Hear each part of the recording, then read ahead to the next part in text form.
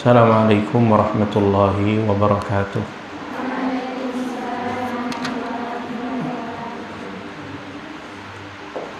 Innal hamdalillah nahmaduhu wa nasta'inuhu wa nastaghfiruh wa na'udzu billahi min shururi anfusina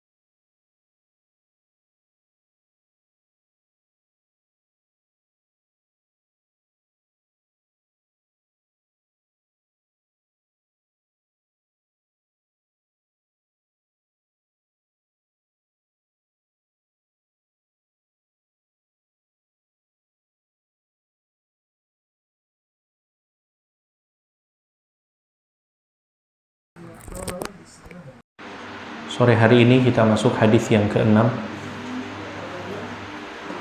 Silakan kalau yang punya matannya dibuka. Hadis yang ke-6 ini cukup panjang.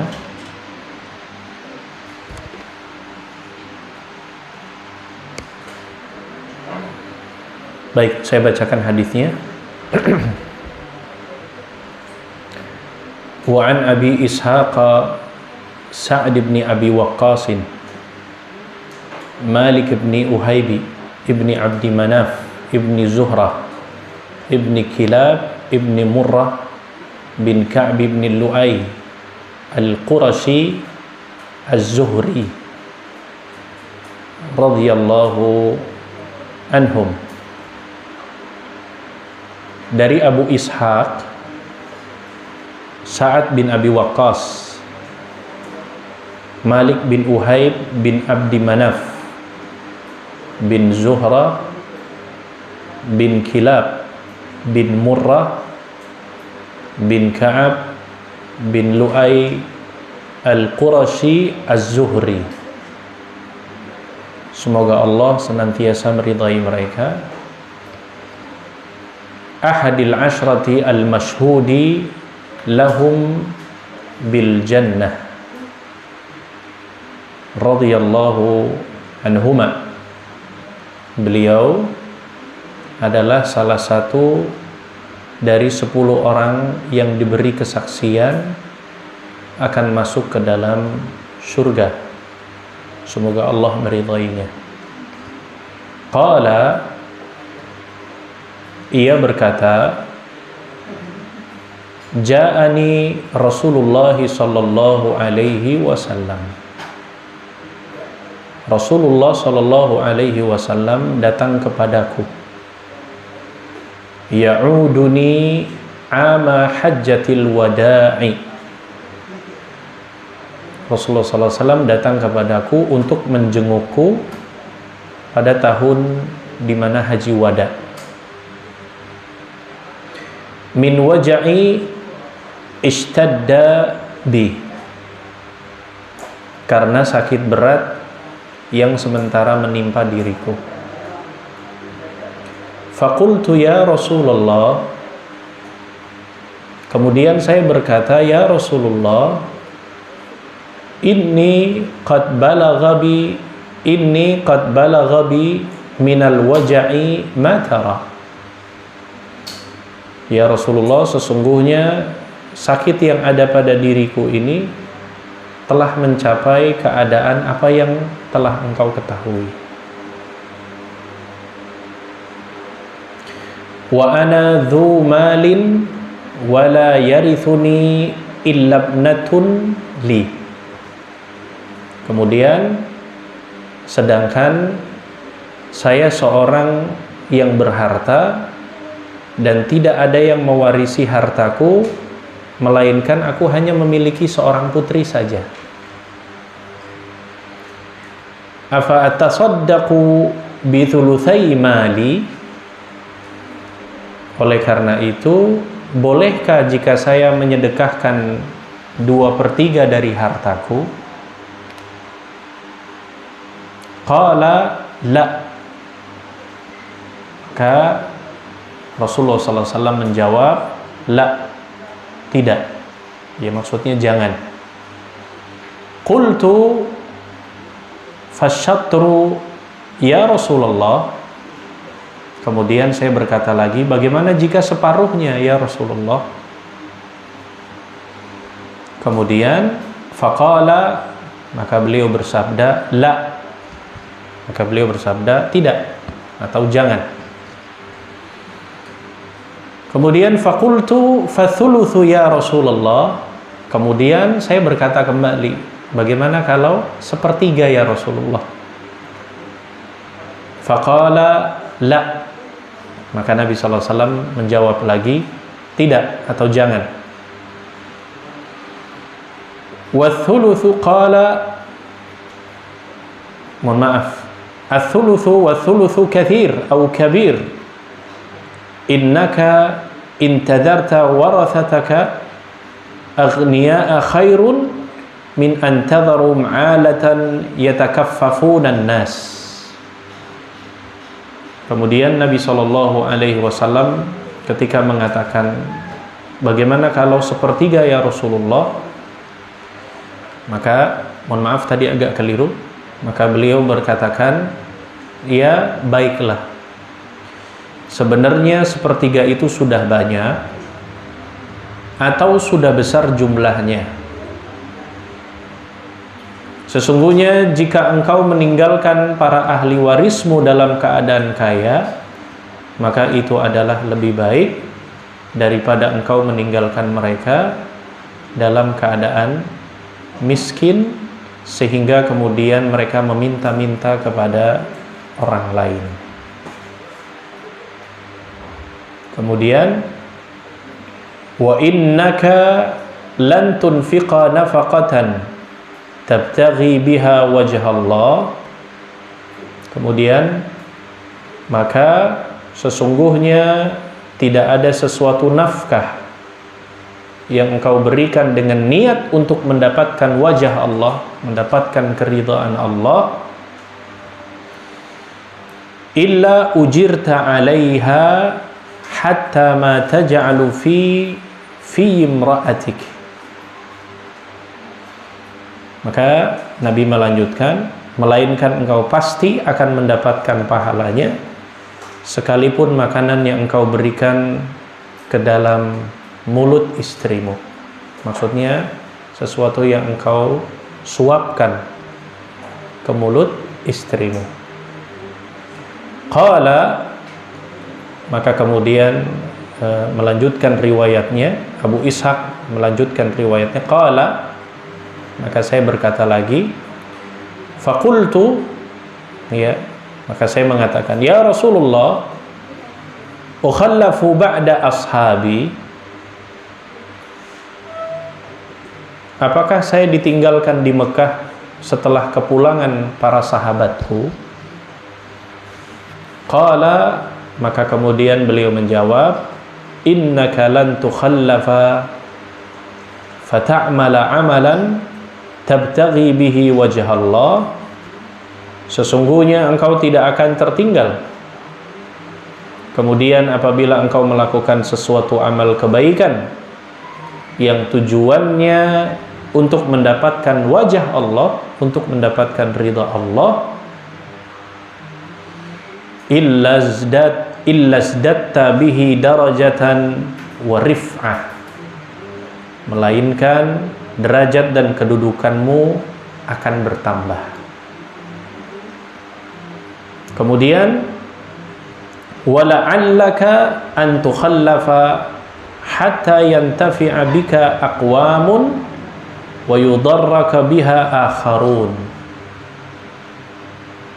Barangkali sekalipun engkau ditinggalkan, tetapi nantinya akan ada beberapa kaum yang dapat mengambil manfaat darimu, dan ada kaum yang lainnya yang mendapatkan mudarat yang bersumber atau mudarat yang datang darimu. Allahumma amdi li ashabi, ya Allah, sempurnakanlah pahala untuk sahabat-sahabatku, hijratuhum, ya hijrahnya mereka, maksudnya dalam hijrahnya mereka, wala taruddahum ala aqabihim, dan janganlah engkau balikan mereka, ya, ala aqabihim, kepada tumit-tumit mereka, maksudnya ya mereka kembali lagi meninggalkan agama Islam, maksudnya murtad. Lakinil ba'isu Sa'd bin Khawlah, akan tetapi bahwa yang miskin rugi itu adalah Sa'ad bin Khawlah. Kemudian dilanjutkan, yarthi lahu Rasulullah sallallahu alaihi wasallam an mata bi Makkah.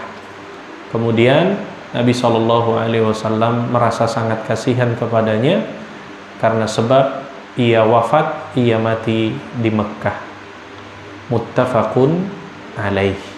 Hadis ini diriwayatkan oleh Al-Imam Al-Bukhari dan Imam Muslim, keduanya di dalam sahihnya. Hadisnya cukup panjang ya, tapi bisa difahami urutan ceritanya. Bisa ya? Baik. Saya akan menjelaskan sebelum kita akan mengambil beberapa faidah dari hadis tersebut. Para akhwat sekalian yang dimuliakan Allah Subhanahu wa taala, telah dijelaskan di awal-awal hadis ini menceritakan salah seorang sahabat yang bernama siapa? Sa'ad bin Abi Waqqas. Sa'ad bin Abi Waqqas. Ya. Kisah ini terjadi pada tahun ke-10 Hijriah. Ketika itu Sa'ad bin Abi Waqqas sedang mengalami sakit yang cukup agak parah. Dia sakitnya keras. Bahkan sampai-sampai saking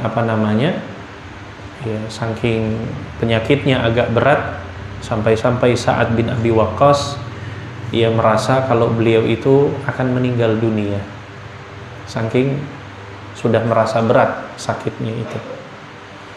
Namun ternyata Sa'ad bin Abi Waqqas belum juga meninggal, atau pada waktu itu tidak meninggal. Karena apa? Rasulullah Shallallahu Alaihi Wasallam mendoakan kepada Sa'ad bin Abi Waqqas agar dipanjangkan usianya. Kemudian apa? Akhirnya Sa'ad bin Abi Waqqas ini beliau hidup sampai masa pemerintahan Muawiyah, kurang lebih pada tahun ke-55 Hijriah. Ya. Dan kemudian beliau pernah memimpin di salah satu peperangan, yaitu perang Qadisiyah namanya, yang terjadi pada tahun keberapa? Tahun ke-14 Hijriah. Dan para akhwat sekalian, para ikhwan, Sa'ad bin Abi Waqqas adalah siapa? Salah satu, tadi di awal disebutkan ya, salah satu as-sahaba yang termasuk al-asyratu al-mubasyirina bil jannah. Salah satu di antara 10 orang sahabat yang dijamin masuk surga. Ada akhwat yang dijamin masuk surga di sini? Muncul nggak di daftar namanya? Insya Allah. Berdoa sama Allah, ya, agar Allah memasukkan kita ke dalam surga. Surga apa? Surga Firdaus lah. Ya. Sekarang pertanyaannya, siapa yang bisa menyebutkan 9 di antara sahabat yang lainnya yang dijamin masuk surga? Saya kasih hadiah nih, teh.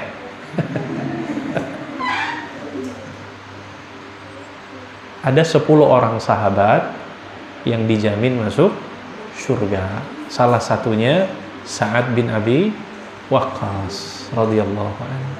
Tinggal 9 kan? Siapakah 9 tersebut?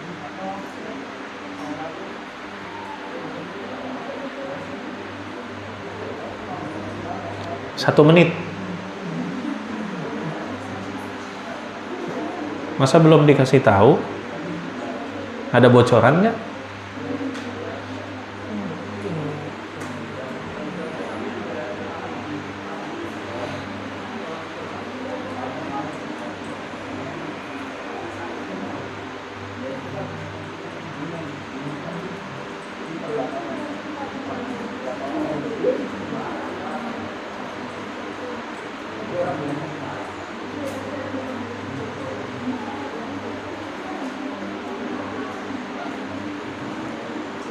Siapa yang bisa angkat tangannya?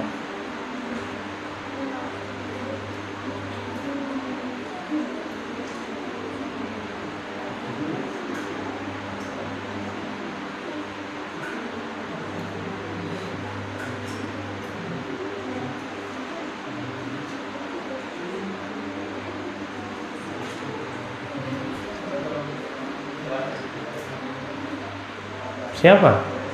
Ayo yang bisa. Satu sahabat 1000, berarti kalau 10.000 ya.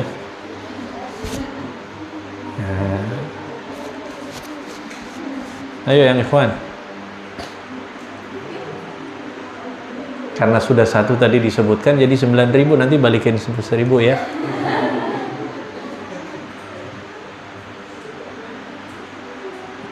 Nggak ada yang tahu? Nggak ada. Baik. 4 diantaranya Khulafaur Rasyidin, ya kan? Sudah berapa tuh? Tambah 1 Sa'ad bin Abi Waqqas, 5 kan? Tinggal sisa 5. Abu Bakar As-Siddiq radhiyallahu an, Umar bin Khattab radhiyallahu an, kemudian Uthman bin Affan, Ali bin Abi Talib, Talha bin Abdullah. Talha, kalau udah dijawab baru. Talha bin Abdullah, Zubair bin Awam, Sa'ad bin Abi Waqqas, Sa'id bin Zaid, Abdurrahman ibnu Auf. Kemudian yang ke-10, Abu Ubaidah bin Jarrah.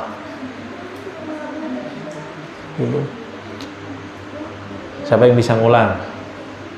Nggak ada ulangan lah ya. 4 diantaranya Khulafaur Rasyidin, Abu Bakar, Umar, Utsman, Ali, kemudian Talha bin Abdullah, Zubair bin Awam, Sa'ad bin Abi Waqqas, Sa'id bin Zaid, Abdurrahman bin Auf, dengan Abu Ubaidah bin Jarrah radhiyallahu anhum jami'an. Nah, salah satunya bahwa hadis ini bercerita tentang Sa'ad bin Abi Waqqas. Kan tadi di awal hadisnya disebutkan ya, salah satu sahabat ya yang dijamin masuk surga. Diingat-ingat ya. Diingat-ingat ya. Baik, saya lanjutkan.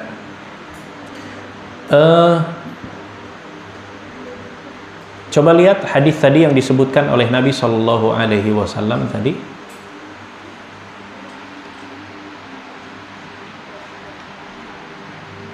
Ya. Kemudian disebutkan di situ, apakah saya akan ditinggalkan di Mekah? Tadi kan kisahnya gitu ya. Setelah kepulangan sahabatku. Apa maknanya para akhwat ikhwan sekalian?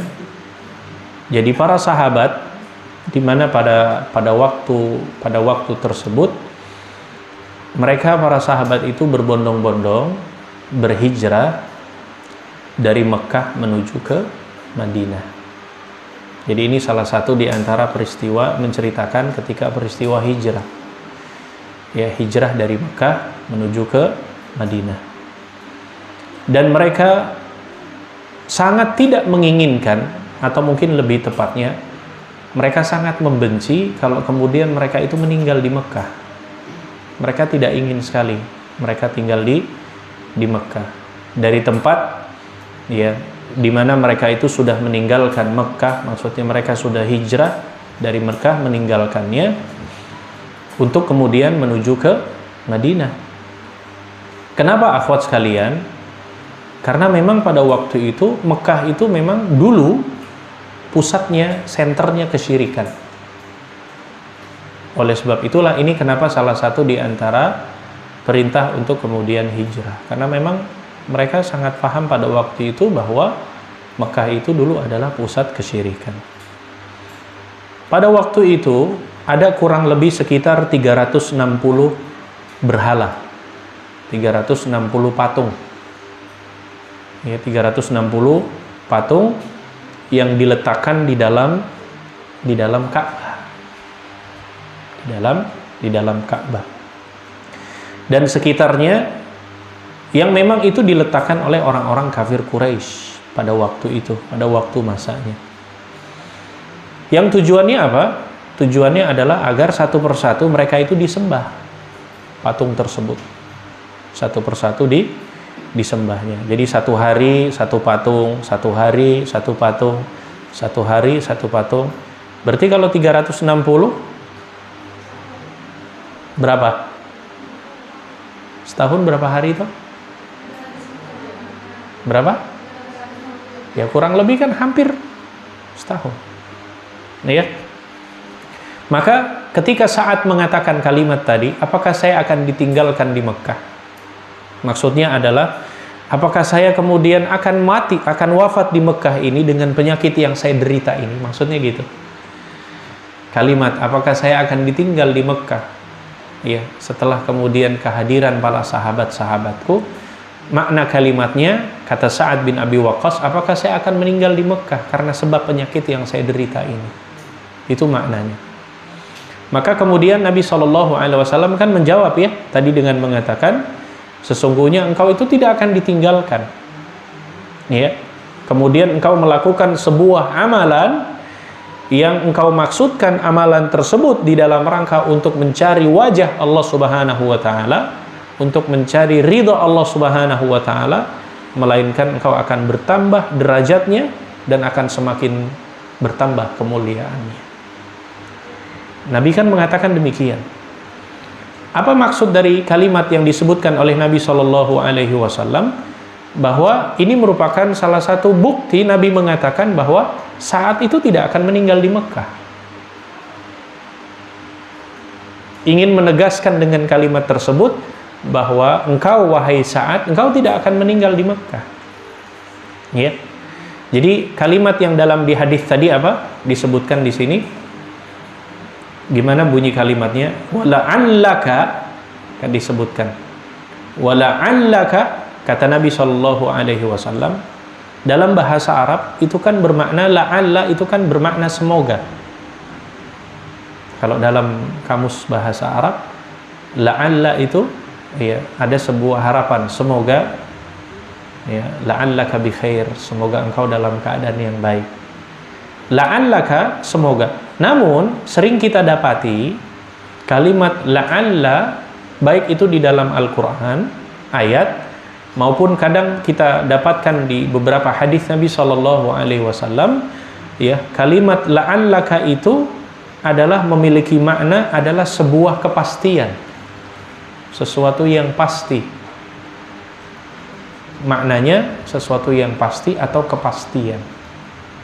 Maka Rasulullah Shallallahu Alaihi Wasallam mengatakan dengan kalimat la'allaka kepada Sa'ad bin Abi Waqqas karena beliau mengetahui dan sekaligus mendoakan kepada Sa'ad bin Abi Waqqas akan kemudian usia beliau itu akan panjang sebagaimana tadi yang saya sebutkan di awal. Jadi saat itu sudah berpikiran bahwa apakah saya akan meninggal di Mekah karena penyakit yang dideritanya itu, akan tetapi yang terjadi justru malah Rasulullah mendoakannya dan kemudian beliau masih hidup sampai beberapa tahun ke depan. Nah, itulah makna dari kalimat yang disebutkan di dalam hadis tadi. Ya. Kemudian dalam hadis tadi disebutkan barangkali engkau akan ditinggalkan karena usia masih panjang lagi, tetapi nantinya ada beberapa kaum yang kemudian datang setelahmu yang akan mendapatkan, akan memberikan, memperoleh manfaat dari hidupmu itu, yakni sesama kaum muslimin, baik itu manfaat dunia maupun manfaat ukhrawi. Sedangkan kaum yang lainnya dalam keadaan bahaya, ya, apa namanya, dan sebab masih hidupmu tadi maksudnya adalah orang-orang kafir tadi, ya, makanya Sa'ad bin Abi Waqqas salah satunya diberikan usia panjang oleh Allah Subhanahu wa taala, sampai kemudian peristiwa itu, ya, Sa'ad bin Abi Waqqas sampai dibebaskannya negara Irak pada waktu itu dan yang sekitarnya. Lalu kemudian Sa'ad bin Abi Waqqas ini diangkat sebagai gubernur dan kemudian menjalankannya dengan penuh keadilan. Masih sempat. Makanya tadi saya sampaikan bahwa Sa'ad bin Abi Waqqas, ya, sampai dengan masa pemerintahannya siapa tadi? Muawiyah di awal tadi. Dan para ikhwan akhwat sekalian yang dimuliakan, terjadilah bahwa Sa'ad bin Abi Waqqas tidak meninggal pada saat tersebut. Tidak meninggal, ya.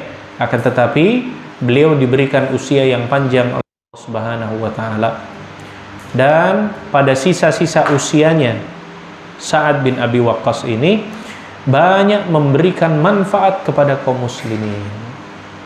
Banyak sekali di sisa usianya memberikan manfaat kepada kaum muslimin. Seperti apa? Tadi yang saya sampaikan, dibebaskannya kota Irak, kemudian peristiwa-peristiwa yang terjadi pada masanya, dan kemudian di satu sisi juga ada yang memperoleh bahaya atau memperoleh mudarat. Siapa yang memperoleh mudarat? Karena ketika Sa'ad bin Abi Waqqas ini masih hidup, maka orang-orang kafir mereka dikalahkan dalam beberapa peperangan yang dipimpin oleh Sa'ad bin Abi Waqqas. Satu sisi kaum muslimin mendapatkan manfaatnya, satu sisi ada orang yang mendapatkan bahaya dari masih hidupnya Sa'ad bin Abi Waqqas. Siapa? Orang-orang kafir. Karena mereka dikalahkan dalam beberapa peperangan yang dipimpin oleh Sa'ad bin Abi Waqqas radhiyallahu anhu. Maka akhwat sekalian yang dimuliakan Allah Subhanahu wa taala, kemudian ketika saat berdoa tadi, ya, dengan doanya Allahumma amdi li ashabi hijratuhum wa la taruddahum ala aqabihim. Ya Allah, ya, sempurnakanlah pahala-pahala untuk sahabatku dalam hijrah mereka, dan jangan kemudian engkau kembalikan ke dalam tumit-tumit mereka. Maksudnya apa? Jangan kemudian mereka kembali lagi, mereka tinggalkan lagi agama Islam setelah mereka hijrah. Itu maksudnya. Ya, maka saat berdoa agar para sahabatnya itu jangan kemudian balik lagi ke Mekah. Kalau sudah hijrah ke Madinah, meninggalkan kota Mekah karena pada waktu itu memang pusatnya kesyirikan, jangan kemudian balik lagi. Hijrah yang kemudian, ya, nanti kita akan jelaskan yang disebutkan makna hijrah di dalam hadis ini. Makanya Syekh Saleh Al-Utsaimin rahimahullahu taala ketika mensyarah hadis ini, beliau menyebutkan bahwa hijrah itu memiliki dua makna. Hijrah itu memiliki dua makna. Yang pertama, para ikhwan akhwat sekalian, artinya adalah semoga Allah teguhkan mereka dalam keimanan. Karena apa? Karena ketika teguh dalam keimanan dan kemudian kokoh dalam keimanan, maka mereka akan selamat dalam perjalanan mereka. Makanya kenapa Nabi SAW mengajarkan kepada kita sebuah doa apa? Allahumma ya muqallibal qulub, tsabbit qalbi ala dinika. Ya Allah, ya Rabb yang membolak-balikan hati manusia, teguhkanlah hatiku di dalam agamamu. Ya, ini diantara makna, ya, hijrah. Artinya agar diberikan kekokohan keimanan. Ya, maka orang yang berhijrah adalah orang yang di dalam rangka untuk meninggalkan, untuk menguatkan keimanan, untuk, ya, teguh dalam mereka beriman. Makna yang kedua, ikhwan akhwat sekalian yang dimuliakan Allah, adalah jangan sampai ada salah seorang dari sahabat yang kemudian kembali tinggal di Mekah dan kemudian wafat di Mekah. Ya, karena mereka telah keluar dari sana karena mereka mengharap ridha Allah Subhanahu wa taala. Jadi aqabihim, makna tumit-tumit mereka itu adalah jangan sampai kemudian mereka kembali ke dalam kebiasaan-kebiasaan buruk mereka lagi. Ya, ini salah satu di antara makna hijrah ya yang disebutkan oleh Nabi sallallahu alaihi wasallam, al-muhajirul alladzi hajara ma nahallahu anhu. Yaitu orang yang berhijrah adalah mereka orang-orang yang meninggalkan apa-apa yang dilarang oleh Allah Subhanahu wa taala. Itu salah satu di antara makna hijrah secara maknawi. Jadi kalau dikatakan orang yang telah berhijrah, berarti dia orang yang siap meninggalkan apa-apa yang dilarang oleh Allah. Dia harus siap meninggalkan kebiasaan-kebiasaan buruk yang dulu mungkin pernah dilakukan, maka dia tinggalkan karena Allah Subhanahu wa taala. Oleh sebab itu, ikhwan akhwat sekalian, hijrah itu memang barometernya adalah keimanan. Barometernya itu iman. Walaupun makna hijrah adalah meninggalkan sebuah tempat menuju tempat yang lebih baik, itu juga salah satu makna hijrah. Karena Nabi SAW pun hijrah dengan para sahabatnya, meninggalkan kota Mekah menuju Madinah, meninggalkan tempat yang sebelumnya tidak baik untuk kemudian mencari tempat yang lebih baik. Itu salah satu makna hijrah. Dan makna hijrah juga adalah meninggalkan kebiasaan-kebiasaan buruk dahulu, meninggalkan apa-apa yang dilarang oleh Allah Subhanahu wa taala. Maka hijrahnya para sahabat dari Mekah menuju Madinah karena meninggalkan kesyirikan. Nah, sehingga jangan sampai kemudian mereka kembali lagi. Sudah meninggalkan, jangan sampai mereka kembali lagi dan kemudian mereka mati di Mekah. Itulah salah satu dari doa yang dibaca oleh Sa'ad bin Abi Waqqas agar Allah tidak mengembalikan tumit-tumit mereka. Maksudnya, agar kemudian mereka tidak kembali melakukan kebiasaan buruk yang mereka pernah lakukan pada masa-masa dahulu, termasuk pada masa jahiliyah. Nah, itu diantara makna. Kemudian, makna dari akhir hadis tadi, ya, disebutkan bahwa yarthi lahu Rasulullah lakinnal ba'isu Sa'd bin Khawlah. Tadi kan saya akhir disebutkan akan tetapi yang rugi itu adalah Sa'ad bin Khawlah. Tetapi yang rugi itu adalah Sa'ad bin Khawlah. Namanya sama-sama Sa'ad ya.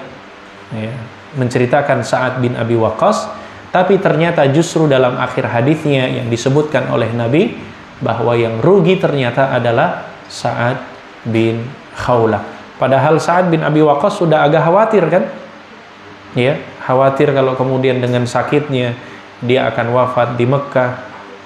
Apakah kemudian dia akan ditinggalkan karena sakit yang begitu parahnya? Apakah kemudian dia akan wafat di Mekah? Tapi ternyata Nabi mendoakan, lantas Allah berikan usia yang panjang. Tapi justru malah dalam akhir hadisnya, justru yang rugi adalah disebutkan oleh Nabi, Sa'ad bin Khawlah yarthi lahu Rasulullah sallallahu alaihi wasallam an mata bi Makkah. Ternyata Sa'ad bin Khawlah ini justru malah dia yang wafat di Makkah. Apa maksudnya para ikhwan akhwat sekalian? Sa'ad bin Khawlah, siapa itu? Adalah salah seorang sahabat yang juga ikut hijrah dari Mekah ke Madinah. Salah satu sahabat yang juga sama-sama ikut hijrah dari Mekah ke Madinah. Namun dia kembali lagi ke Mekah. Namun dia kembali lagi di Mekah dan kemudian dia wafat di Mekah. Nah, ini bisa menunjukkan bahwa ya sahabat mereka orang-orang yang totalitas meninggalkan ya dan ketahuan mana orang-orang yang benar-benar hijrah karena mengharapkan wajah Allah, tapi dikisahkan ada mereka yang kembali ya ke Mekah dan kemudian wafat di Mekah. Nah, jadi yang wafat itu ternyata bukan Sa'ad bin Abi Waqqas, tapi Sa'ad bin Khawlah. Nah, itu makna hadisnya. Jelas? Jelas ya? Memang cukup panjang, tapi begitu kisahnya, ceritanya ya tentang kisahnya Sa'ad bin Abi Waqqas. Baik. Ikhwan akhwat sekalian yang dimuliakan Allah, apa pelajaran yang bisa kita ambil dari hadis Nabi SAW? Yang pertama, dari hadis tersebut, salah satu di antara kebiasaan Rasulullah Shallallahu Alaihi Wasallam adalah beliau suka menjenguk orang yang sakit. Ya, siapa yang dijenguk oleh Nabi? Sa'ad kan? Sa'ad bin Abi Waqqas dalam kondisi sakit yang memang sudah berat. Maka dari hadis ini, kebiasaan Nabi Shallallahu Alaihi Wasallam adalah beliau biasa menjenguk orang yang sakit. Dan ini salah satu akhlak ya, ikhwan akhwat sekalian. Salah satu adalah kebiasaan yang baik, salah satu merupakan akhlak yang mulia di dalam agama Islam. Dan ini akhlak yang dimiliki oleh Nabi Shallallahu Alaihi Wasallam. Beliau tidak memposisikan dirinya sebagai seorang nabi gitu ya, mentang-mentang seorang nabi gitu ya. Ya, tidak mau, biasa toh kadang kita temukan ada orang yang mungkin punya kedudukan dan punya jabatan yang tinggi dengan alasan mungkin karena sibuk ya dengan aktivitasnya, sampai-sampai kemudian ya ada saudaranya yang sakit juga tidak ada kesempatan untuk menjenguknya. Tapi coba lihat Nabi SAW, walaupun beliau seorang nabi, orang yang dimuliakan oleh Allah Subhanahu wa Ta'ala, beliau tidak pernah memandang dirinya paling mulia, lebih mulia dari sahabat-sahabat yang lainnya. Tapi beliau memandangnya bahwa semuanya adalah umatnya, semuanya adalah para sahabatnya. Maka beliau menjenguk ya Sa'ad bin Abi Waqqas. Dan ini juga salah satu di antara hadis yang pernah disebutkan Nabi SAW ya. Saya kira hafal hadisnya dalam Kitabul Jami. Haqqul muslim 'alal muslim sittun. Idza laqitahu fasallim alaihi wa idza da'aka fa'ajibhu wa idza stansahaka fansahhu wa idza 'atasa fahamidallaha fashammit wa idza marida fa'udhu. Jika saudaramu sakit maka jenguklah. Wa idza mata fattabi'hu, maka jika meninggal iringilah jenazahnya. Kan hadisnya hafal. Dan itu merupakan hak seorang muslim di antara muslim yang lainnya. Kemudian hadirin sekalian yang dimuliakan Allah Subhanahu wa Ta'ala, faidah yang kedua dari hadis ini, seseorang yang menjenguk orang yang sakit ya, kalau ada di antara kita yang menjenguk orang yang sakit, salah satu di antara manfaatnya apa? Menjenguk orang yang sakit itu bisa menghilangkan sifat-sifat yang tidak disukai. Bisa menghilangkan sifat-sifat yang tidak disenangi, baik orang yang dijenguk maupun yang menjenguk. Pernah nggak saya tanya ikhwan akhwat sekalian, kalian menjenguk orang yang kalian nggak suka dengannya? Atau pernah nggak kemudian kita menjenguk yang ternyata yang dijenguk adalah orang yang pernah punya masalah dengan kita? Hah? Pernah nggak? Ya kalau pernah jangan diceritakan. Menjenguk orang yang sakit itu salah satu manfaatnya, menghilangkan rasa-rasa hal yang tidak disenangi, baik yang dijenguk maupun yang menjenguk.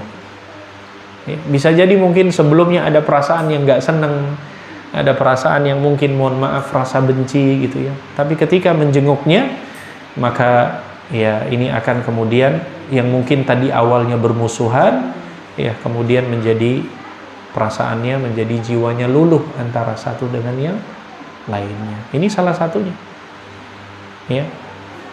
Nah maka salah satu kenapa di dalam syariat agama kita dianjurkan, dan itu juga merupakan di antara haknya sesama muslim di antara muslim yang lainnya. Faidah yang ketiga dari hadis ini, ikhwan akhwat sekalian, salah satu pelajaran yang bisa kita ambil dari menjenguk orang yang sakit, karena menjenguk orang yang sakit itu dapat mengingatkan dari kenikmatan yang Allah karuniakan kepada kita.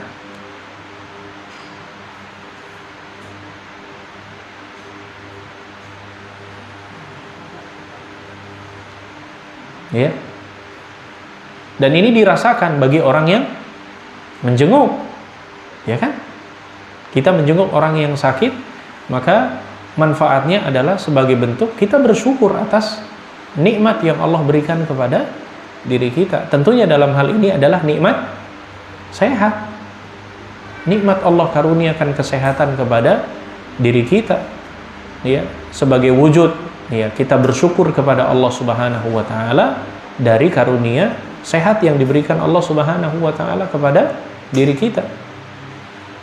Ketika kita bersyukur dari nikmat yang Allah Subhanahu wa taala berikan kepada diri kita, apa janji Allah? La in syakartum la azidannakum. Apabila kalian bersyukur, maka Allah akan semakin menambah nikmat kepada diri kita.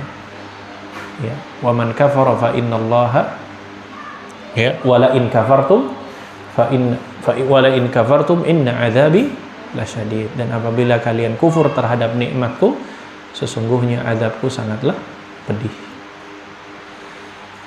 Kemudian ikhwan akhwat sekalian yang dimuliakan Allah Subhanahu wa taala, kemudian yang faidah yang selanjutnya,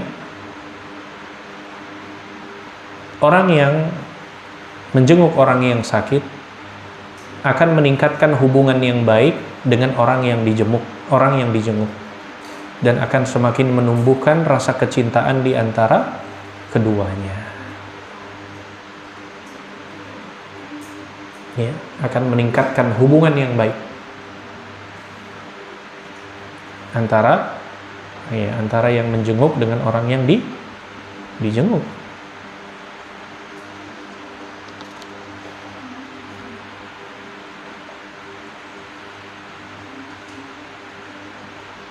Kemudian faidah yang selanjutnya, lagi-lagi adalah motivasi untuk berbuat ikhlas dalam melakukan semua amalan-amalan. Motivasi untuk senantiasa selalu berbuat keikhlasan. Sebagaimana hadis tadi kan, ketika saat mengatakan untuk menafkahkan hartanya, berapa tadi? 2/3, kata Nabi jangan, ya. Kemudian berapa sebelumnya tadi disebutkan sampai 1/3 sudah terlalu banyak, padahal saat hanya memiliki seorang putri kan, ya. Tetap dalam berinfak dalam hal ini atau amalan-amalan yang lainnya dituntut untuk senantiasa mengharapkan wajah Allah, ya. Ketika kita beramal apapun, maka kita dituntut untuk senantiasa ikhlas kepada Allah Subhanahu wa ta'ala. Faidah yang terakhir, seseorang yang orang yang meninggalkan sedikit harta, maksudnya orang yang meninggal kemudian dia meninggalkan sedikit hartanya, maka hendaknya tidak melakukan wasiat, ya, hendaknya tidak melakukan wasiat dan menyisakan hartanya untuk ahli warisnya.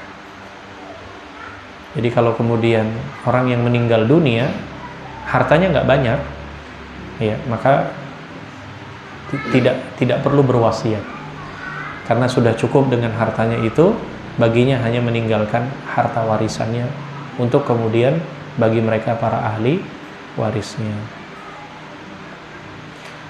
Namun sebaliknya, kalau kemudian ada orang yang akan meninggal dunia, dia memiliki harta yang cukup banyak, maka bolehnya berwasiat, ya. Dan dalam hadis ini menunjukkan berwasiat 1/3 dari hartanya atau mungkin kurang dari harta tersebut, ya. Faham ya maksudnya? Karena wasiat dengan waris berbeda, ya. Kalau hartanya banyak, maka dia boleh berwasiat misalkan dengan hartanya selain daripada yang sudah bagian ahli warisnya, karena hartanya kan banyak. Dia berwasiat misalkan untuk menyedekahkan 1/4, dalam hadis ini 1/3 atau kurang dari hartanya. Baru sisanya adalah merupakan bagian dari ahli warisnya. Itu maksudnya, sebagaimana hadis tadi yang disebutkan kisahnya tentang Sa'ad bin Abi Waqqas, karena beliau sahabat yang ya cukup banyak hartanya sampai disebutkan tadi. Nah, itu ikhwan akhwat sekalian yang dimuliakan Allah Subhanahu wa taala, hadis kita di kesempatan sore hari ini. Mudah-mudahan bermanfaat apa yang kami sampaikan. Wallahu taala alam, wassallallahu ala nabiyina Muhammad wa ala alihi wa sahbihi ajmain. Wa akhiru da'wana alhamdulillahi rabbil alamin. Hari mau